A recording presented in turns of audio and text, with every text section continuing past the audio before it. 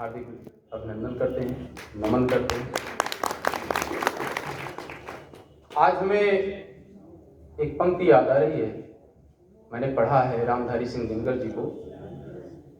वो पंक्ति शायद आज बिल्कुल सही बैठ रही है। रे रोग युधिष्ठिर को न यहाँ, जाने दे उसको स्वर्ग धीर, पर फिरा हमें गांडीव गदा, लौटा दे अर्जुन धीर। मित्रों, आज समाज में यही परिस्थिति है।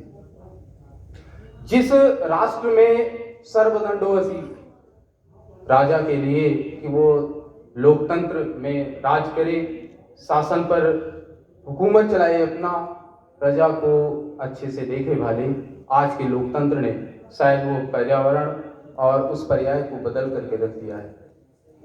क्योंकि राजा पर भी एक दंड होता था, धर्मदंडोसी, धर्म का होता था।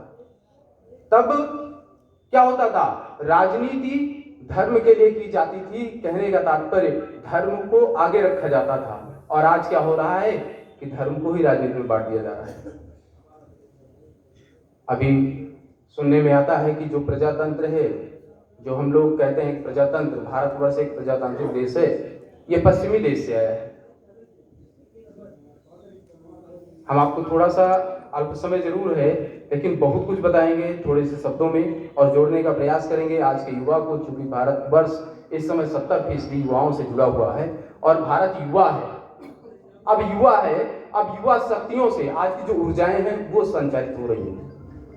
हम ऐसी ऊर्जाओं को साथ ले चलने का आह्वान करते हैं और यह चाहते हैं कि आप सभी, और आज प्रसन्नता यह इस बात की हो रही है, जैसे हमने सुना बाहर अभी यहाँ पर बातचीत हो रही थी कि 2 संगठन का कार्यक्रम हो रहा है। हम एक उदाहरण दे देते हैं। अभी बीच में चर्चा हुई थी चंद्रगुप्त जी की।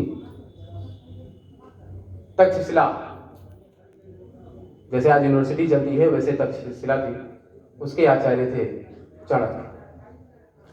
जब सिकंदर ने भारत पर आक्रमण किया और सभी को निस्तानाबूद करने की मन स्थिति अपनी बनाई, तब देश का कोई भी राजा खड़ा नहीं हुआ, सभी पीछे हट गए। तब उस चाणक्य, एक शिक्षक ने, जिसको आज इस देश में गाली दी जाती है, जिसके पढ़ाए हुए बच्चे आज राष्ट्रपति होते हैं, जिसके पढ़ाए हुए बच्चे आज धर्मगुरु और आज प्रधानमंत्री और मुख्यमंत्री होते हैं, वह उस सीट पर पहुंचने के बाद आचार्य को और शिक्षक को गाली देता है। आज जिस महात्मा की हम जयंती मना रहे हैं, यही राजनीति करने वाले लोग तमाचा मार रहे हैं महात्मा गांधी के मुंह पर। हमें सोचने का विचार है। हम ऐसे वंशज से जुड़े हुए हैं जो कतई हमको शोभा नहीं देता। चाणक्य ने क्या किया? देश के सभी राजाओं से आह्वान किया और सभी से मुलाकातें की। सभी ने इनकार कर दिया कि हम सिकंदर के सामने नहीं खड़े हो सकते। तक्षशिला पर जब आक्रमण हुआ और तक्षशिला को भी उसने जब कब्जे में ले लिया, तब चाणक्य के पास कोई विकल्प नहीं था। वे बिहार, पटना पहुंचे। बिहार, पटना में राजा के यहाँ पहुंचे तो उन्होंने राजा से गुहार लगाई कि मैं आपसे आपकी मदद के लिए आया हूं। तब उस राजा ने जवाब क्या दिया है? इस हमारी भारतवर्ष जो सम्मेलन हो रहा है हमारे यहाँ, जो हम इतने खुश हैं, जो हमारे बीच में रंग बिरंगे कार्यक्रम हो रहे हैं, इसमें कौन है ये जो विघ्न डाल रहा है? इसको तुरंत महल से बाहर किया जाए और इसे चेतावनी दी जाए दोबारा हमारे कार्यक्रम में ना सुने, हमारे पास ना आए। चाणक्य ने क्या किया?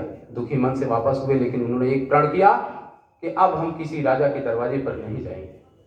और उन्होंने लौटते लौटते रास्ते में एक सड़क के किनारे बैठे हुए चरवाहे को भारत का सम्राट बना दिया, जिसका नाम चंद्रगुप्त था।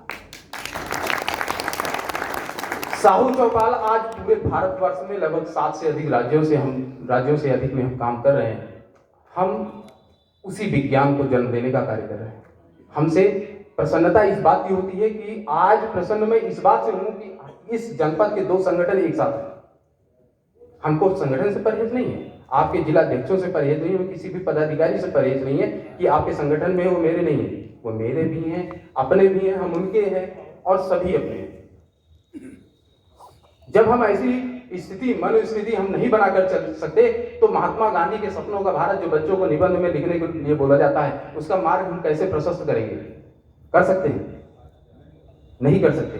तो हमारा ये संगठन साहू चौपाल एक चाणक्य की भांति कार्य कर रहा है। और आने वाले समय में, जैसे अभी यहाँ पर बात हो रही थी कि हमारे देश में अभी गुरुजी ने बताया अभी हमारे कितने सीएम हैं, थोड़ा दुख होता है।